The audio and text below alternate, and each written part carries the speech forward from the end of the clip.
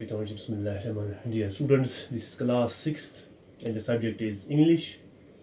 And last time we discussed the poem A House, a Home. And for today, we shall be completing the exercise of this unit, this poem. So प्यारे बच्चों, हमारा आज का जो पहला सवाल है जो हम डिस्कस करने जा रहे हैं, सवाल में लिखा है, Do you agree with what the poet says?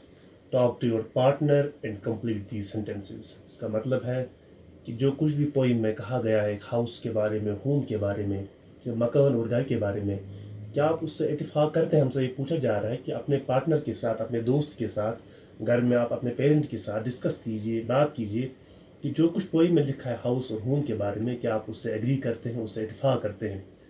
उसके बाद इन खाली जगहों को आप पूर कीजिए। तो पहली खाली जगह है, a house is made of. एक मकान जो होता है वो किस चीज़ से बना होता है? नेचुरली हमने पढ़ा है सबक में कि मकान जो होता है वो नॉन लिविंग थिंग्स से बना होता है। तो हमारा जवाब होगा, जो आप सबके जहन में आ ही गया है, कि ब्रिक्स से बना होता है, ईंटों से बना होता है, स्टोन से बना होता है, पत्थरों से बना होता है, वुड लकड़ी का बना होता है, टाइल्स भी इस्तेमाल होती हैं, स्टक्को जो प्लास्टर है सीमेंट या गारे का या और किसी मटेरियल का, जिससे ईंटें और पत्थर एक दूसरे के साथ बांध के रहती हैं, तो इन चीज़ों से बना होता है एक house. House is made of bricks, stones, wood, tiles, stucco extra. आप और भी मटेरियल्स में ऐड कर सकते हैं। तो इतने हमने लिखे हैं, आप इतने भी कम से कम याद रखिए। दूसरा फिल इन द ब्लैंक है, इट हैज़ डैश डैश, कि इस मकान में क्या होता है, मटेरियल्स के अलावा क्या होता है। इट हैज़ ए यार्ड, मैंने कहा था लास्ट टाइम, यार्ड एक खुली जगह होती है मकान के सामने या पीछे। इट हैज़ ईव्स, ईव्स का मतलब एक्सटेंडेड रूफ, जो छत थोड़ा बाहर निकला होता है, जो दीवारों को बारिश और बर्फ से बचाता है। इट हैज़ चिमनीज, धुआं बाहर निकालने के लिए चिमनी होती है। रूफ छत होता है, डोर्स दरवाजे होते हैं, हम लिख सकते हैं फ्लोर भी होता है, फर्श भी होता है।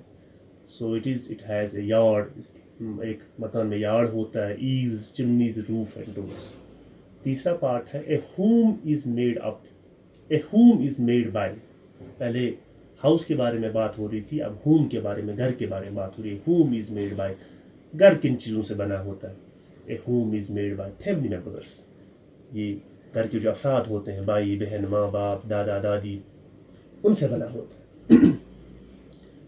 फोर्थ पार्ट हमारा, इट हैज़ डैश। जिस तरह हमने कहा था हाउस में क्या होता है, किन चीज़ों से बना होता है, उसके बाद इसमें क्या क्या चीज़ें होती हैं।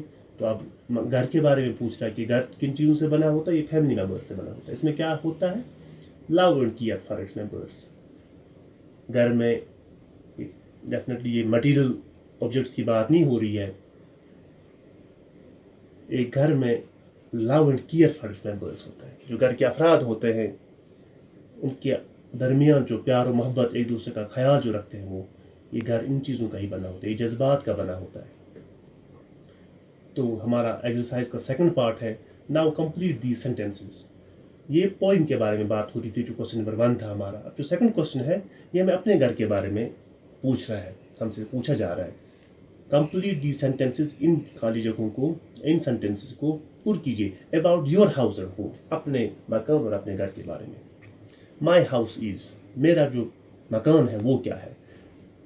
डेफिनेटली जिस तरह इस पोइम में हमने देखा कि मकान किन चीज़ों से बना होता है, उन्हीं चीज़ों का हमारा मकान भी बना होता है। तो आप अपने मकान को देख के लिख लेना किन किन चीज़ों से बना है। अब जो मैंने यहाँ लिखा है शायद इन चीज़ों का भी बना हो। My house is made of BRICS, मेरा मकान जो बना है वो ईंटों से बना है। स्टोन्स पत्थरों का बना है, मड गारे का बना है, या सीमेंट का बना है, वुड लकड़ी का बना है। या तो सीमेंट का बना होता है, या लकड़ी का, या गारे का, या पत्थरों का, या ईंटों का। इन्हीं चीज़ों से मैं आप भी चूज़ कीजिए कि आपका मकान किन किन चीज़ों से बना है। सेकंड पार्ट, मेरे घर के बारे में। The best thing about my home is, सबसे खास बात, सबसे अच्छी बात, सबसे आला बात जो मेरे घर के बारे में है वो कौन सी है? That is the love we share together. हमारे घर के बारे में सबसे खास बात यह है जो प्यार और मोहब्बत हमारे घर के अफराद के दरमियान है, जो बगैर किसी लालच के है।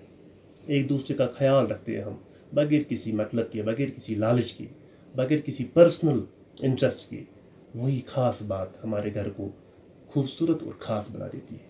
تو اس کے ساتھ یہ لیسن جو ہے اس کی ایکسرسائز بھی کمپلیٹ ہوئی. ان سوالوں کو دھیان سے آپ پڑھ لینا, یاد کر لینا. ایگزام پوائنٹ آف ویو سے یہ سوال بہت ضروری ہے. Thank you.